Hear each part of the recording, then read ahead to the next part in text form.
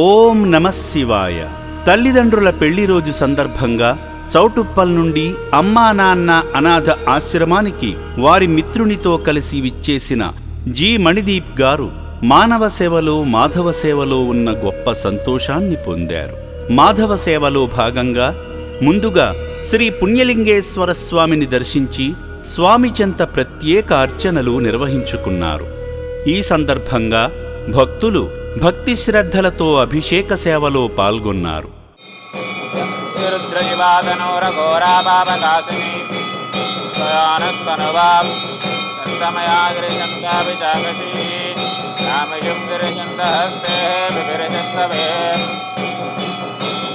శివాం గిరిత్రతాం గురుమాహి గుంసీః పురుషం జగతో శివేన వ్యక్తిభ్యః సర్వశ్రేభ్యః నమస్తే పురుషేభ్యః.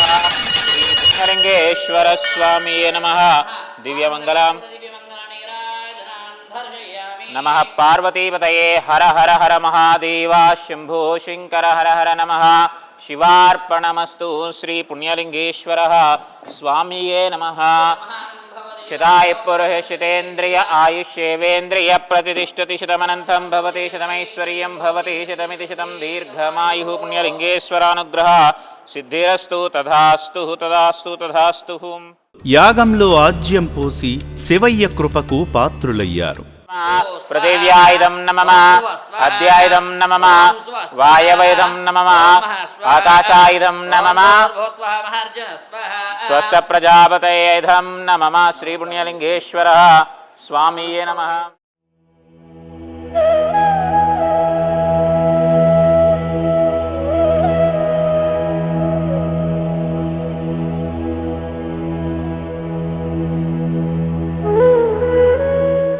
అభాగ్యుల మనుగడ కోసం నిర్మిస్తున్న నూతన శివాలయ నిర్మాణ పనుల వద్దకు వెళ్లి ఇటుకలు అందించి శివయ్య అనుగ్రహాన్ని పొందారు.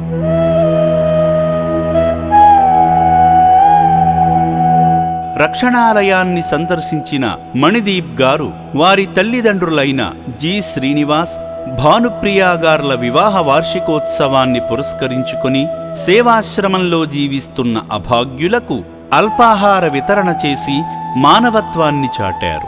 తల్లిదండ్రులపై ప్రేమతో అభాగ్యులకు అండగా నిలిచిన సేవామూర్తి మణిదీప్ గారి కుటుంబాన్ని ఆ శివయ్య సదా రక్షించాలని అమ్మా నాన్న అనాథ ఆశ్రమం కోరుకుంటుంది. సేవామూర్తుల సాయంతో అమ్మా నాన్న అనాథ ఆశ్రమంలో రోజుకు 3 పూటలా 1800 మంది మానసిక వికలాంగులకు ఉదయం అల్పాహారంతో పాటు మధ్యాహ్నము రాత్రి సమయాలలో నాణ్యమైన బియ్యంతో పాటు కూరగాయలను శుభ్రంగా కడిగి రుచికరంగా వండి అనాథులకు పెట్టడం జరుగుతుంది.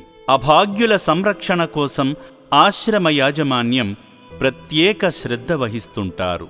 అభాగ్యుల వైద్యశాలలో వైద్యులు అనాథులకు ప్రతిరోజు వైద్య సేవలు అందిస్తూ ఆరోగ్యాన్ని మెరుగుపరుస్తున్నారు.